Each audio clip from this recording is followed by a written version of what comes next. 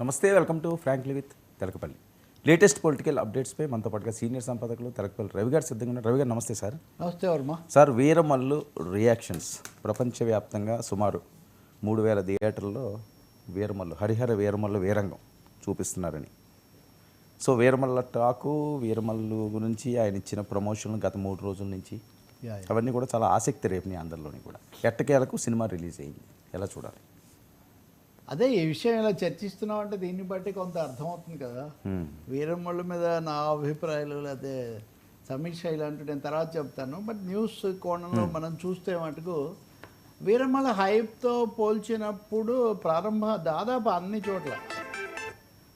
అన్ని చోట్ల కూడా కొంత లోకీలోనే రెస్పాన్స్, మీడియా రెస్పాన్స్ కనిపిస్తుంది. పోనీ అదేదో తెలుగు రాష్ట్రాల్లో ఆ తేడా ఉంది. ఒక 2 పత్రికలేమో చాలా బాగా ఉంది, ఊహించినట్టుగానే ఉంది, ఊపేసింది అని రాస్తే మిగతా వాళ్ళందరూ కూడా కొంచెం లోకీలో కొంచెం తగ్గించి, అయితే ఆ పత్రికల్లో కూడా ఒకటి ఇది చాలా అతికించినట్టుగా ఉంది, ఆ ఎమోషన్ క్యారీ చేయలేకపోయింది అనే ఒక మాట అందరూ చెప్పారు. రెండోదేమో ఆయనకు సమయం చాలా పోవడం వల్ల, దశల వారీగా చేయడం వల్ల కూడా అది జరగలేదు. కాబట్టి ఎమోషన్ క్యారీ చేయడం అనేది, ఇప్పుడు ఉదాహరణకు బాహుబలి అప్పటి నుంచి రాజమౌళి ఒకటే చెప్తాడు, ఎమోషన్ క్యారీ కావాలి, ఎమోషన్తో కనెక్ట్ కావాలి అన్నట్టుగా. ఈ విషయం నిజానికి పవన్ కళ్యాణ్ కూడా ఈ గ్యాప్ తెలుసు కాబట్టి ఆయన ముందు నుంచి కూడా కొంచెం ప్రిపేర్ చేయడానికి లేదా కొంచెం బూస్ట్ ఇవ్వడానికి ఆయన శక్తి కొద్దీ ప్రయత్నించారు. కానీ అందులో పాక్షికంగానే ఆయన సక్సెస్ అయ్యారు అన్నది, అంటే రెస్పాన్స్ కొంచెం తక్కువగానే ఉంది, లోకీలోనే ఉందని చెప్పాల్సి వస్తుంది చాలా స్పష్టంగా.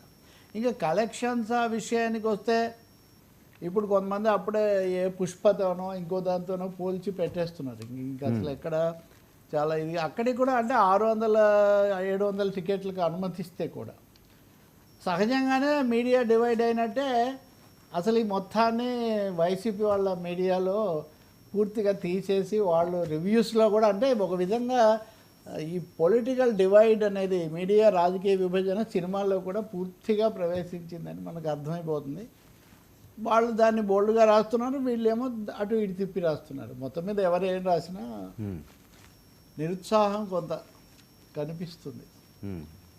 ఇతర అంటారా, వీరంగంలో ఏం లోటు లేదు. నిన్న రాత్రి నుంచి అభిమానుల వీరంగం చాలా తీవ్ర స్థాయిలోనే ఉంది వాళ్ళు చెప్తూ. కానీ వాళ్ళు కూడా, నేను గమనించాను, వాళ్ళు కూడా ఫస్ట్ హాఫ్ చాలా బాగుంది అని ఫస్ట్ హాఫ్ అని ఈ వీరంగంలో కూడా వాళ్ళు జాగ్రత్త తీసుకొని వాళ్ళు చెప్తున్నారు. దీన్ని బట్టి చూసినప్పుడు మామూలుగా సినిమాలు ఫస్ట్ హాఫ్ కొంత అలా నడిచినా సెకండ్ హాఫ్తో ప్రేక్షకులు బయటకు వచ్చేది సెకండ్ హాఫ్తో. కాబట్టి సెకండ్ హాఫ్ ఇప్పుడు బాహుబలి ఫార్ములానే తీసుకొని దీనికి సీక్వెల్ కూడా వీరమల్లు 2 అనేది కూడా ప్రకటించారు. నిజానికి బాహుబలిలో ఆ కట్టప్ప బాహుబలి ఎందుకు చంపాడు అనే ప్రశ్నతో మరో సీక్వెన్స్ ఉందని చెప్పి ఉండకపోతే ఆ మొదటి భాగం ఇంత సంచలనం అయిండేది అనేది కూడా ఒక పెద్ద ప్రశ్న. రెండో భాగం ఎక్కువ సంచలనం, దాని వసూళ్లలో కూడా. ఆ ఫార్ములాతో వీళ్ళు ఆ ట్రిక్, ఆ టెక్నిక్ కూడా ప్రయోగించారు. అయినా కానీ ప్రేక్షకులు చాలా వీరాభిమాన ప్రేక్షకులే, వాళ్ళు కూడా బయటకు వచ్చి కొంచెం ఫస్ట్ హాఫ్ లాగా ఇది అవ్వలేదు అన్నది. బహుశా ఈ ఉప ముఖ్యమంత్రిగా లేకపోతే అంతకుముందు ఎన్నికల ప్రచారం వీటన్నిటిలో నలిగిపోవటం, నలిగాను మాట పవన్ కళ్యాణ్ చాలా వేదికల మీద చెప్పాడు, చాలా నలిగాను ఈ సమయంలోనే. ఇంకోటి వర్మ కొంచెం అవాంఛనీయమైంది, దీన్ని ఒక రాజకీయ వేదికలాగా మార్చుకోవటం. అది ప్రమోషన్ సభల దగ్గర నుంచి, ఇంటర్వ్యూల దగ్గర నుంచి అన్నిట్లో కూడా ఈ రాజకీయాలు ఇవి కలగాపులగం కావటం. ఇక్కడ మటుకు ఎన్టీఆర్కు పవన్కు స్పష్టమైన తేడా కనిపిస్తుంది.